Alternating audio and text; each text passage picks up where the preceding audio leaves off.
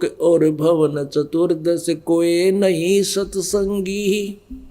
पुण्यात्माओं, हमने सबसे पहले ये निर्णय करना है कि कौन सी साधना ठीक है, कौन सी गलत है,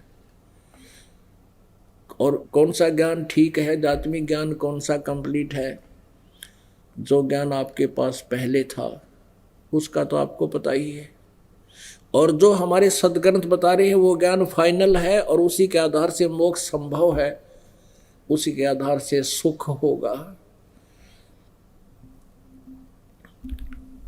अब पुण्यात्माओं, कल भी आपको बताया था कि परमेश्वर का पाना, मोक्ष प्राप्त करना, ये कोई कठिन काम नहीं, सबसे आसान काम है, यह सबसे इजी जॉब है। आपको ये विश्वास होना कि जो साधना ये दास बता रहा है ये सत्य है, ये महाकठिन काम है। ये महाकठिन क्यों हो गया? क्योंकि परमात्मा कहते हैं,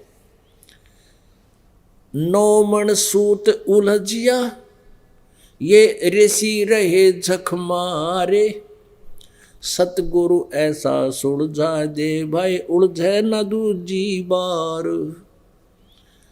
गुरु बिन काहू न पाया ज्ञान, जो थोथा बुस छड़े किसाना। गुरु बिन वेद पढ़े जो प्राणी, समझे न सार रहे अज्ञानी। अब क्या बताते हैं कि गुरु कहो चाहे सतगुरु कहो, अब गुरु ये अज्ञानी भी गुरु पद प्राप्त करके प्रसिद्ध हो गए, इसलिए सतगुरु शब्द की उपमा की आवश्यकता पड़ी परमेश्वर के साथ लगाने में। उस परम संत के साथ सतगुरु शब्द लगाना इसलिए अनिवार्य हो गया कि नकली गुरु बहुत हो गए, नहीं तो गुरु शब्द ही काफी है यदि ज्ञान ठीक हो। अब क्या बताते परमात्मा के सतगुरु बिन काहू न पाया ज्ञाना, जो थोथा वो छड़े किसाना। और सतगुरु बिन वेद पढ़े जो प्राणी, और समझे ना सार रहे अज्ञानी। पुण्यात्माओं, परमेश्वर कबीर देव जी के अतिरिक्त और उनसे जिनका संपर्क हुआ, साक्षात्कार हुआ, जिन महान आत्माओं को परमात्मा मिले यहाँ के, अपने गुण के आधार से प्रभु यहाँ आते हैं, जैसा कि वेदों में वर्णित है, ऐसी लीला वो करते हैं। उन महापुरुषों को छोड़कर आदरणीय धर्मदास साहिब जी, आदरणीय नानक साहिब जी, आदरणीय मुरुखदास साहिब जी, आदरणीय दादू साहिब जी, आदरणीय गरीबदास साहिब जी, छुड़ानी वाले, हरियाणा झज्जर जिला में जो पड़ता है छुड़ानी गांव, वो गरीबदास साहिब जी, और खेखड़ा वाले घीसा दास साहिब जी, यूपी में बेरठ के अंदर जो ग्राम है खेखड़ा, वहाँ घीसा दास जी को परमेश्वर कबीर जी मिले थे। उनके अतिरिक्त और अब इस दास के ऊपर मेहर की परमेश्वर ने, इस पृथ्वी पर इस मार्ग से कोई परिचित नहीं है। और उन महापुरुषों को परमात्मा ने आदेश दे दिया था कि इसको कलियन ना करना, अभी गुप्त छुपा के रखना। यदि तुमने अभी उस समय में यदि इसको क्लियर कर दिया जाता, स्पष्ट सार्वजनिक कर दिया जाता, तो ये नकली गुरु भी इसी ज्ञान का ढंडोरा पीट रहे होते, लेकिन ये अधिकारी ना होने से आपका कल्याण नहीं कर सकते थे। परमेश्वर कबीर देव जी ने अपनी सच्चिदानंद घन ब्रह्म की वाणी में, कबीर वाणी में लिखा कि धर्मदास तो लाख दुहाई, ये मूल ज्ञान की तबार न जाई। ये जो तत्व ज्ञान है अभी छुपा के रखना, और मूल ज्ञान तब तक छुपाई जब लग द्वादश पंथ ना मिट जाई। फिर कहा कि धर्मदास तो लाख दुहाई, ये सार नाम की तबार ना जाई। सार नाम बार जो पढ़ी, बिचली पीढ़ी हंस नहीं तरही। अपनात्माओं, नानक साहिब जी की जन्म साखियों में एक बहुत अच्छा प्रमाण मिला है। और पुण्यात्माओं, पवित्र हिंदू धर्म में जन्मे पुण्यात्माओं को अपने ग्रंथों का ज्ञान नहीं, पवित्र सिख धर्म में जन्मे उन पुण्यात्माओं को गुरु ग्रंथ साहिब के अंदर क्या खजाना उसका ज्ञान नहीं, और पवित्र ईसाई धर्म में जन्मे उन पुण्यात्माओं को पवित्र बाइबल के अंदर क्या अनमोल ज्ञान है उसका उनको ज्ञान नहीं। ऐसे ही मुसलमान धर्म में उत्पन्न हुए पवित्र आत्माओं को कुरान शरीफ के अंदर क्या वर्णन है यथार्थ ज्ञान नहीं, वो सभी भी दास ने बताना पड़ा। ऐसे ही एक सिख धर्म के अंदर जो पुण्यात्मा जन्मे हैं उनको ये ज्ञान हुआ, तो उन्होंने फिर और सिरच करने की जो चेष्टा की कि अवश्य कोई और रहस्य मिलेगा। तो जन्म साखी एक सिख बच्चे ने आकर दिखाई कि ये तो जी आपने जो बोला था यह स्पष्ट हो रहा है कि मर्दाना और बालाजी गुरु नानक देव जी के बहुत निकटतम बच्चे थे, शिष्य थे। बालाजी के द्वारा लिखी गई है वो एक जन्म साखी, उसमें स्पष्ट किया है कि नानक साहिब जी यही नाम जाप करते थे जो 2 मंत्र का है, सतनाम यही है।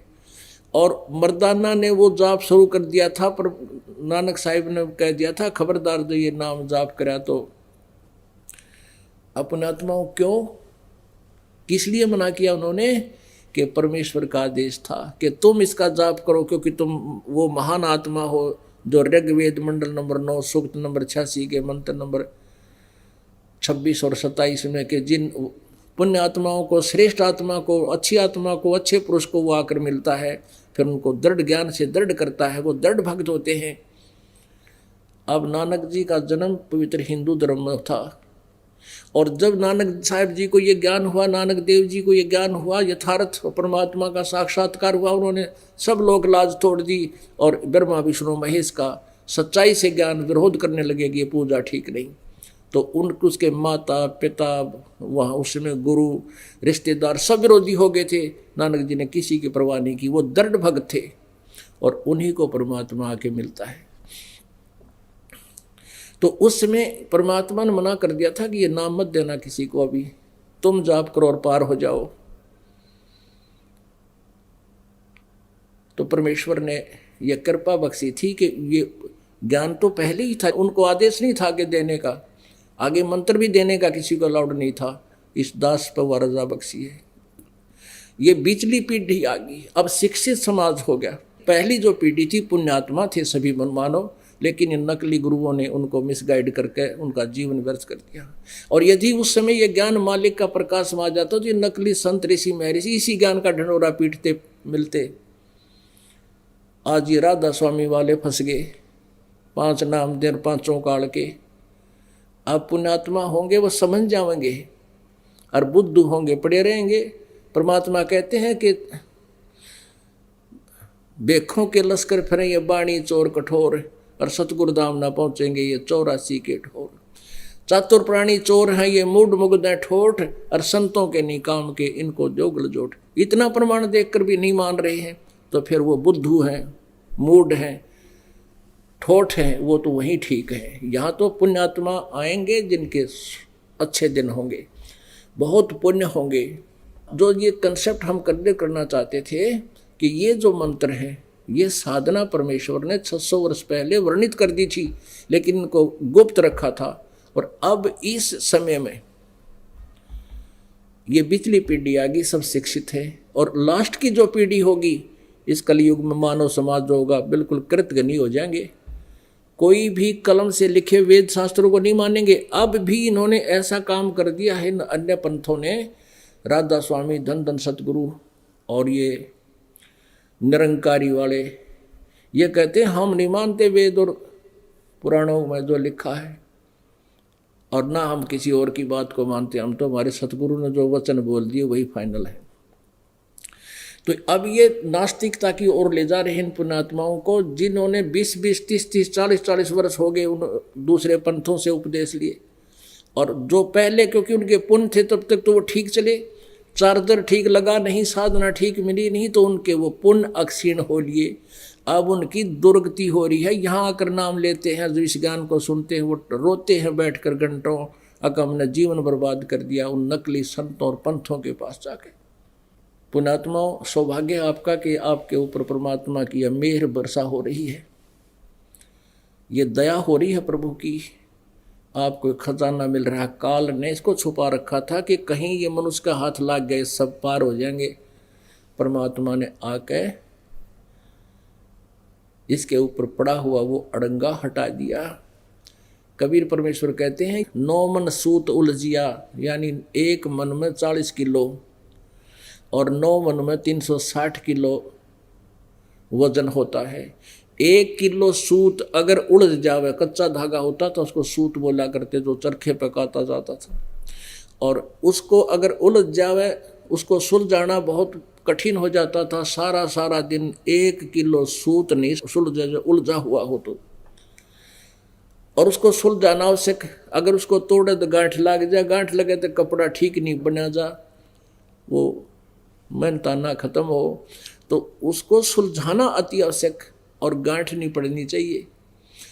1 किलो को सुलझाना इतना कठिन, और 9 मन सूत उलझा हुआ हो, तो इन अज्ञानी संतों ने काल प्रेरणा से इस आध्यात्मिक ज्ञान रूपी 9 मन सूत को उलझा रखा था। कोई कुछ मंत्र कहे, कोई कुछ बतावे, कोई डेफिनेशन बना रखी है। अब परमात्मा कहते हैं 9 मन सूत उलझिया, ऋषि रहे झकमार, और सतगुरु ऐसा सुलझा दे, उलझे ना दूजी बार। अपने आत्मा में ऐसा ज्ञान क्लियर हो गया है, ऐसा क्लियर हो गया, इस कलयुग में ये दोबारा नहीं उलझेगा नहीं। जिन्होंने भक्ति करनी है उनका बेड़ा पार है, जिन्होंने नहीं करनी है वो उनकी अपनी किस्मत, उनका दुर्भाग्य होगा। लेकिन अब कलयुग में भक्ति युग जब तक ये चलेगा, अब ज्ञान दूसरा नहीं रहेगा, एक यही ज्ञान रहेगा विश्व में। और इस ज्ञान के सामने ये नकली ज्ञान टेकेंगे नहीं। और ज्ञान सब ज्ञानड़ी, कबीर ज्ञान सो ज्ञान, जैसे गोला तोब का भाई करता चले मैदान। और ज्ञान सब ज्ञानड़ी, अब आपने सारे की ज्ञानड़ी सुन ली। ब्रह्मा विष्णु ने सर्वेश्वर बतावे, विष्णु दुर्गा को सर्वेश्वर, यानी इसके ऊपर कोई भगवान नहीं, कोई देवता नहीं। दुर्गा ब्रह्म को सर्वेश्वर बतावे, और ब्रह्म कहता है वो परम अक्षर ब्रह्म है, उसका भी मुझे ज्ञान नहीं, कोई तत्वदर्शी संत बताओगा। और वो तत्वदर्शी संत परमात्मा ने दया कर दी, इस दास का मोतियाबिंद हटा दिया, सब ज्ञान मुझे दे दिया। तो अब भी नहीं समझेंगे तो फिर क्या करें, फिर तो रब भी राखा ना रहे। अब कहते हैं ना, अब तो रब ही राखा है, अब फिर रब भी राखा ना रहे, आपका रखवाड़ा नहीं होगा, क्योंकि आप उस रब की आज्ञा की अवहेलना करोगे यदि अब सत साधना नहीं करोगे, पुरानी साधना को नहीं छोड़ोगे। अब परमेश्वर ने अपने सच्चिदानंद घन ब्रह्म की वाणी में क्या बोला है? कर्ता ऊपर चोट है, कहते हैं करतार, मूल लहे नहीं मूर्खा, ये गिनते हैं क्यों डार।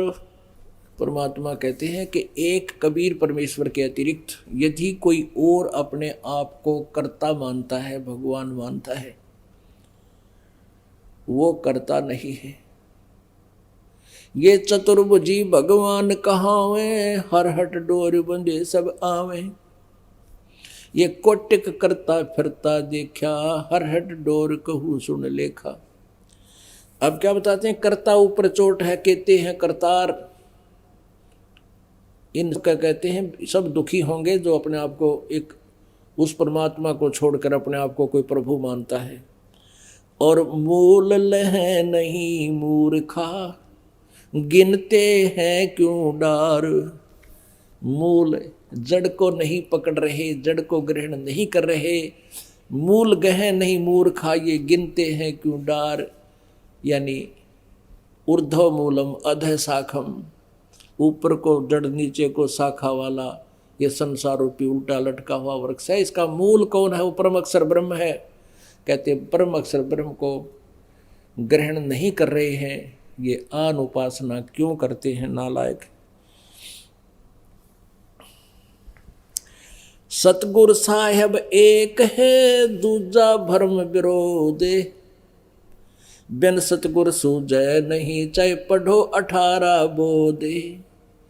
बिना सतगुर के ये ज्ञान आध्यात्मिक नहीं हो सकता, चाहे 18 बोध पढ़ते रहो। गलघोटा गुरुआ घने, ये फांसी दे अड़ाए। 12 तिलक बना के ये जमपुर दे धकाए। क्या बताते हैं? ये गलघोटा गुरु गणे, यानी अपने जाल में फंसाए रखते हैं पुण्यात्माओं को, और एक बना कर 36 प्रकार के अलग अलग आडंबर, बाह्य आडंबर, और संत जच जाते हैं पुण्यात्माओं को, और इनको फंसा के इनका जीवन व्यर्थ करा के इनको काल के नरक में धक्का दे देते हैं। गलगोटा गुरुआ घने फांसी दे अड़ाए, कते नहीं हलन देने का, झूठ बोला रामपाल, झूठ बोला है, वहां ना जाइयो, वो तो आलोचक है, निंदा करता है, और उनके करवा के जीवन बर्बाद, कहते हैं काल के जमपुर में नरक में धक्का दे देते हैं। गलघोटा गुरुआ घने ये फांसी दे अड़ाए, 12 तिलक बना के फिर जमपुर दे धक्काए, धक्का देकर डालाते वहां पर। जोठे गुरु का नाक ले फिर श्रवण और नए ने, सतगुरु बोले साखिया दूर कर फोकट फेन। झूठे गुरु को झटक दे से स्वामी को फूके, या मैं दोष जरा नहीं शब्द कहा हमको के। अपनात्माओं कहते झूठे गुरु के तो नाक और कान काट दे, यहां तक प्रमाण दिया है, क्योंकि इतने अनमोल जीवन को बर्बाद कर रहा है। नाक और कान काटने का मतलब ये नहीं है कि सचमुच ही न काट दे, नो क्या करना भाई हमारी तो नाक कटवा दी, यानी उनकी कति बेइज्जती कर दे। अक्तने ज्ञान कति नहीं, आपको ज्ञान नहीं, क्यों दुरुक्ति कर रहा है, इतने जीवन को बर्बाद कर रहा है। या तो स्पष्ट कर तू कहाँ से लाया ये मंत्र और कहाँ प्रमाण है इनका। यानी शिष्टाचार से विरोध करना, किसी के साथ अभद्र तरीका भी नहीं बरतना, यानी उनको कति बेनकाब कर देना, नाक और कान काट देना। जो दास कर रहा है ये नाक और कान काट रहे इनके। झूठे गुरु को झटक दे से स्वामी को फूके, कहते झूठे गुरु ने तुरंत त्याग दे, और फिर भी उस झूठे का जो साथ दे रहा उनका कोई लालच में कोई शिष्य, कहता उन्हें फूक दे। फूक दे माने जलावे नहीं, कहते मरण दे, ना मानते जाओ तुम, नो कहना फूक कर नहीं गलो ठा के, यानी उसको उसके बातों पर जोर नहीं दे और ना उनसे संघर्ष करे, एक लो पटक ठाके। झूठे गुरु को झटक दे से स्वामी को फूके, या मैं दोष जरा नहीं शब्द कहा हमको। कई नो कहे कदे पहले वाले गुरु को त्याग दें पाप लगे, परमात्मा कहते इनमें जरा भी दोष नहीं है, हमने शब्द कहा हमको, कहते ढोल के डंके पे कह रहे हैं, ऐसे नकली गुरु को तुरंत त्याग देना चाहिए। अब कई कहते हैं हमारा के बनेगा, इतनी 30 साल हमने वहां लगा दिए, वहां तो चाहे 100 साल लगा दे तो भी व्यर्थ है। अब जैसे कोई आपने बरवाला आना है और आप दिल्ली से चले हो और आप चले गए जयपुर रोड पर, जयपुर जाकर आपको पता चला कि मैंने तो बरवाला जाना था, और वहाँ कोई कहे कि ये रास्ता ठीक नहीं, आप इधर से वापस जाइए और इधर से ये रास्ता है बरवाला जाने का। अब वहाँ कोई ये कहेगा कि मैं आ गया 200 किलोमीटर, अब मैं मेरा क्या बनेगा, कैसे जाऊँ ऊपर, मैं तो इसी तरफ चलूँगा। तो मूर्ख कह सके कि को शराब पी रहा हो, क्या भांग पी रहा हो, वो बोल सकता है ये बातें, या कति अज्ञानी बुद्धू। आगे फिर उसी में बढ़ना मूर्खता है, उसको तुरंत वापस हो जाना चाहिए, समझदार का काम है। उसने तुरंत त्यागे और वापस अपने उसको कुमार्ग को त्याग कर सुमार्ग स्वीकार करे। क्या बताते हैं, पीछे गई सो जान दे ले रेती को राखे, उतरी लाव चढ़ाइयो करो अपुटी चाखो। अब पहले परमात्मा की उदाहरण दे रहे हैं कि पहले जो कुआं होता था और कुएं से एक तो रहट लगा कर सिंचाई करते थे, रहट हरहट, एक पुली होती थी बहुत बड़ा व्हील, और उसके ऊपर चैन लगा दिया करते थे, वो बहुत लंबी कुएं के पानी तक लटक जाती थी, और वो पुली के ऊपर से उसको डबल करके वेल्ड कर देते थे, उसका बाल्टियाँ वेल्ड कर देते थे और पानी चलता था, वो घूमती थी, ऊपर जल खाली हो जाता और नीचे बाल्टियाँ भरकाती, ऊपर खाली हो जाती। ये तो अरहट था। एक कुआं होता था, उसमें एक चड़स होती थी, चड़स बहुत बड़े चमड़े का एक बहुत बड़ा पात्र बन जाता था, जिसमें नीचे से जल भरते थे और ऊपर सिंचाई करते थे। तो उस चड़स में लंबा रस्सा होता, उसको ला बोलते थे, लंबा रस्सा ला। और उस चड़स को यानी एक जैसे कपड़ा समझ लो, चमड़ा होता था, उस चमड़े को ऊपर रस्सी से बांध दिया जाता था। उसमें पानी जल ज़्यादा आ जाता था, यानी 1 क्विंटल के करीब उसमें जल एक बार निकलाता था बाहर। उसको भर के, और एक पुली होती थी, पुली जैसे पुराने कुओं के ऊपर बाल्टियाँ से पानी निकालते हैं, एक लोहे की पुली होती है, उसके ऊपर रस्सी डालकर रस खींचने में बहुत आसानी हो जाती है। जब पुली के ऊपर से रस्सा डालकर उसका खींचते हैं तो आसानी से जल बाहर आ जाता है। और उस पुली से नीचे रस्सी उतर जाए नेजू, तो उसको बड़ी कठिन हो जाता है, खींचना बड़ी मुश्किल हो जाती है। और फिर उसको ऊपर उस पर चढ़ा ले, उस पुली पर उस ला को रख ले तो बहुत आसानी हो जाएगी। तो यहाँ कहते हैं पीछे गई सो जान दे, ले रहती को राखे, उतरी ला चढ़ाइए, करो अपूठी चाख। कि तुमने शास्त्र विधि अनुसार साधना त्याग के उस पुली से नीचे रस्सा कर लिया, अब पूरा जोर लगा रहे हो और वो काम बन नहीं रहा। कहते इसको फिर से उसी पुली पर रख लो, उस ला को पुनः उस पुली पर रखो और फिर आसानी से आपका वो काम सरेगा। यानी शास्त्र विदिता का मनमाना आचरण कर रहे हो, महादुखी हो रहे हो, और फिर से इस रस्से को उस पुली पर फिर से रख लो, शास्त्र को साधना शुरू कर दो, आपके सारे ठाठ हो जाएंगे। बोलो सतगुरुदेव की जय हो। अगर आप ये वीडियो YouTube पर देख रहे हैं तो हमारे चैनल को सब्सक्राइब करें और बेल आइकन को दबाना ना भूलें। अगर आप Facebook पर ये वीडियो देख रहे हैं तो हमारे पेज को लाइक करें।